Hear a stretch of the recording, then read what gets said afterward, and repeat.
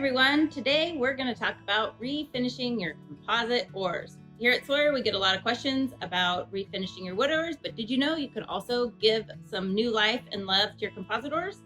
We've put together a kit that's available on our website for just this purpose, a new composite oar refinishing kit.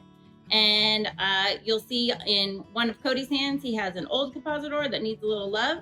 And then this other oar in his other hand, we just refinished and gave it a lot of nice shine and some new protection, UV protection on it. We're gonna go through the steps on how to do it right now. So first step is going to be to remove the existing oar grip. Cody's just gonna slice it off with a box cutter.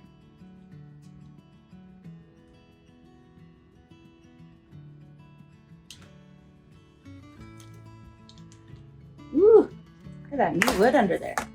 See the difference? That wood is going to look great once we get the varnish on.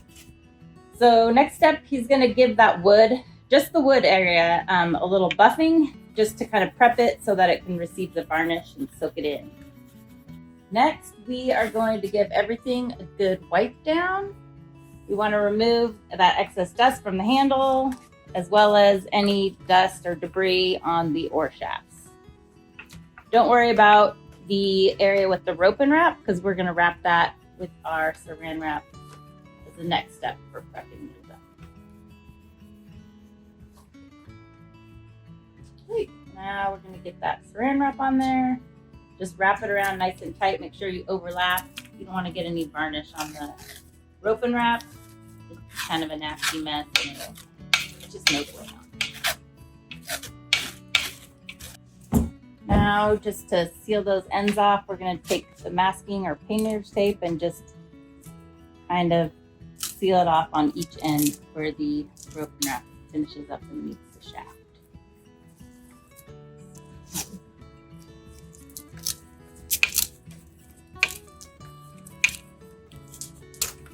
And the last step for our prep is going to be to add these little foam plugs to the end of our shaft where the blade once was.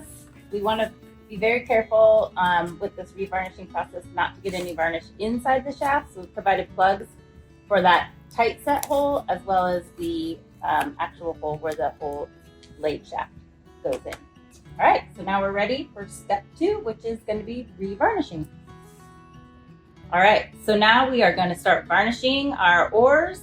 Cody's going to be careful on the handle. It's going to accept more. The wood handle will probably soak up more varnish than the shafts, but you also want to be careful with that joint. Just maybe don't go overboard. Try and keep that as minimal on that joint there, and also the little screw where the handle is attached to your shaft. Keep the varnish up there as much as possible. Just in case you have to replace the handle down the road, it'll be a lot easier to remove it if you haven't varnished it on there. Now he's just going to apply nice thin coats.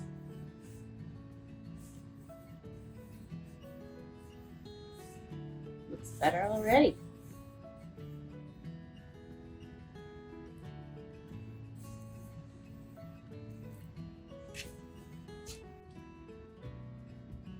All right, now we're gonna go to the other end. And this is the point where we also wanna be careful around the holes there where the tight set screw is, and then the end where the blade is attached. Just try and keep light hand in those areas as well. We wanna do our best to avoid any varnish entering the oar shaft.